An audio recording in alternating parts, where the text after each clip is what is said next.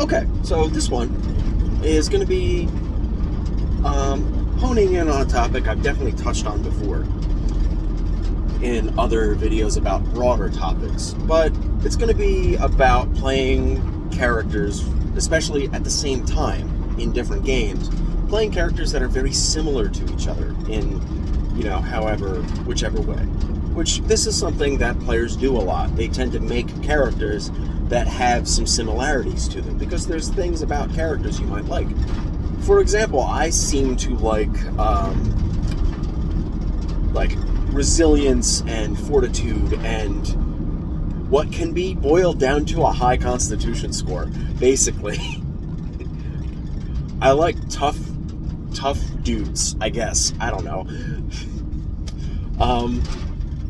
So, the three characters that I'm specifically talking about, there's my Lizard Folk Ranger, who focuses in on 2-weapon fighting, close range, everything you'd expect.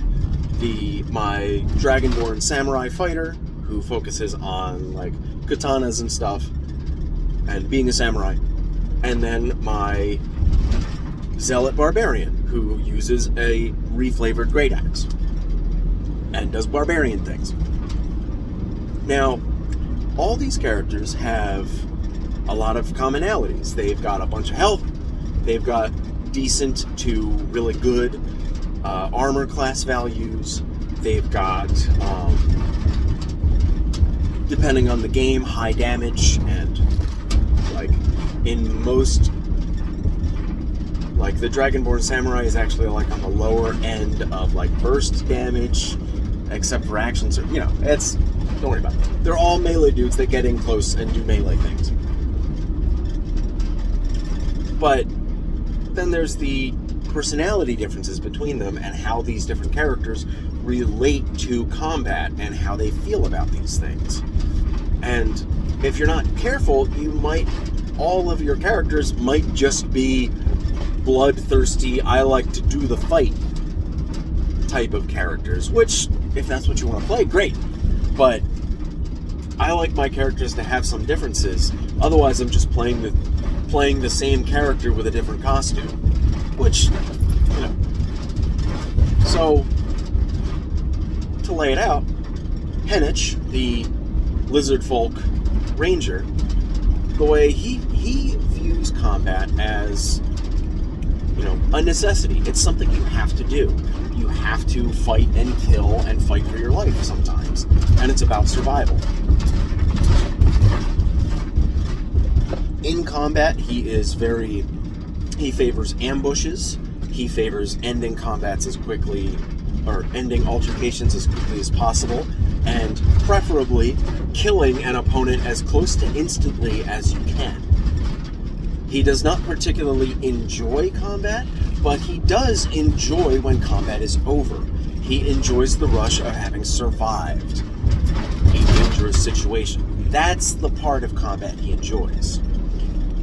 Whereas in combat, he tends to, his mindset tends to flatten out, and he only focuses entirely on the combat itself. No extra thoughts, no nothing. To the point that I think during a combat, a recent combat a while ago, our Wild Surge Barbarian, not Wild Magic, Wild Surge, have a custom homebrewed D100 table for it. But that barbarian got a mind reading type surge effect. And when they read the Lizard Folk's mind, all they got was fight this guy, combat positions, angles of attack. That's all they got from that character's mind. Nothing else. But at the end of the day, all this character really wants to do is sit in a tree and eat good food. That's what this character wants to do. But the world is what it is.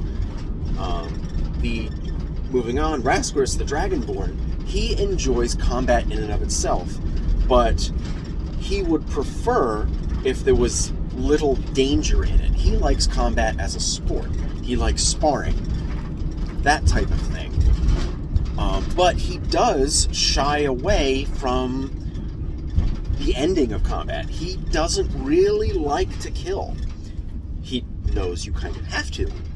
And depending on the situation, he'll make certain decisions. He's not morally opposed to it, but he doesn't like it.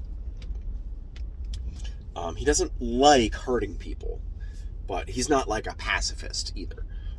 So he likes the combat in and of itself, but he likes it as a sport. He doesn't like to kill people. And then you have Senlir, my barbarian. He is both a barbarian and an executioner by trade. He enjoys the combat. He enjoys the back and forth trading of attacks. He also very much enjoys the final act of combat, the putting down of an opponent.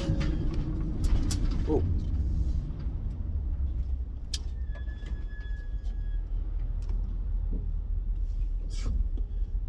Traffic stopped very fucking suddenly.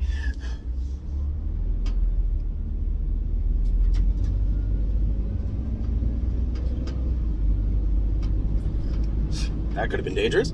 Anyway.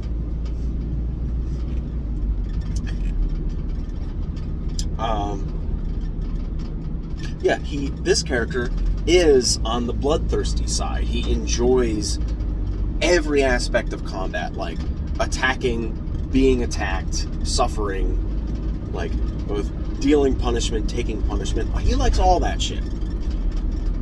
And maybe, like, most of my characters would err towards the first character's Henich. Like, that's closer to my mentality, maybe.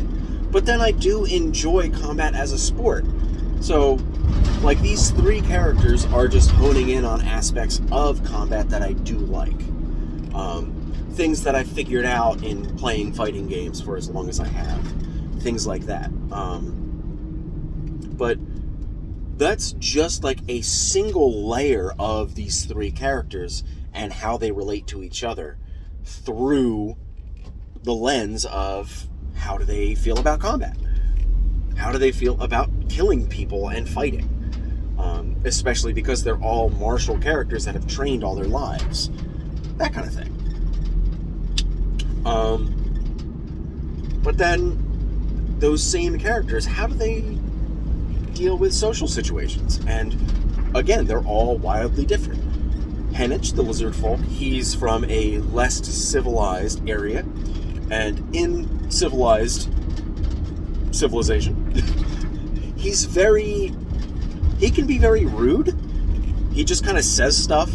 He doesn't pick up on a lot of social cues. He does pick up on body language and emotions that other characters have, but he doesn't know, social navigation. He doesn't have that.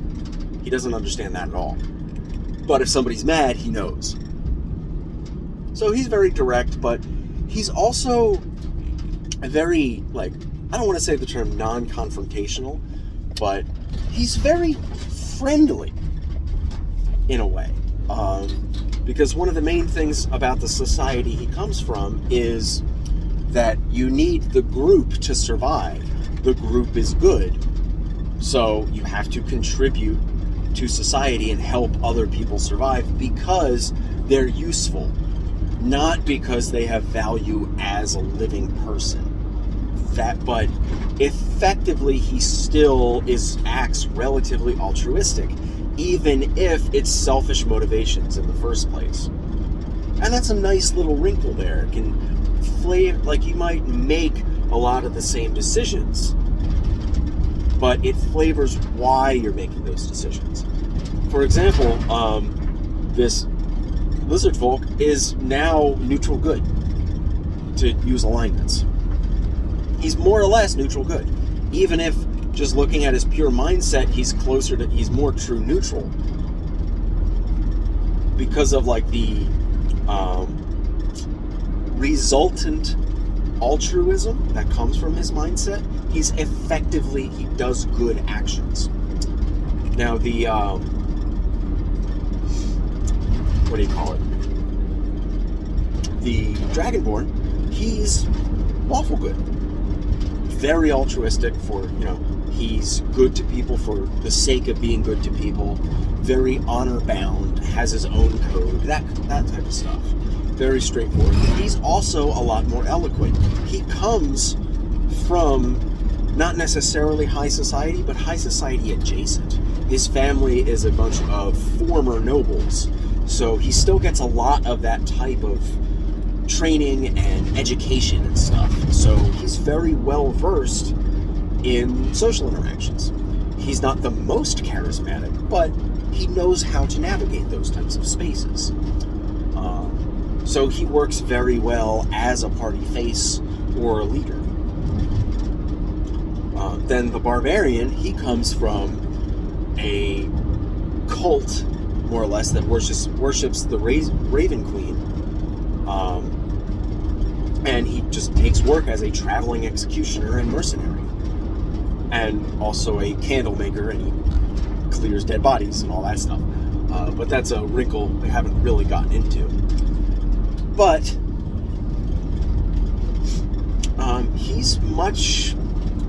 he can navigate social situations enough, but he doesn't give a shit, basically. For the most part, he knows he's going to be moving on soon anyway, so he's more than capable of being social, but he knows he doesn't have to be. So he can if he needs to, but he doesn't always necessarily want to. And at the same time, because he's so tied up with a goddess of fate, his mindset and mentality is all about kind of go with the flow. Fate, you can't fight fate, and it is what it is. Those types of sentiments. He's very laid back. Whatever happens, happens. Great, we'll figure it out. So that's just a comparison of those three characters, and arguably the way they deal with combat is kind of more important than the other things, the other social features, when relating to how these characters are similar, because they're all close-range martial characters. So it can be important to separate those three mindsets if you're going to be playing all these characters regularly in the same span of time. The other factors are just, they're different characters. That's about it.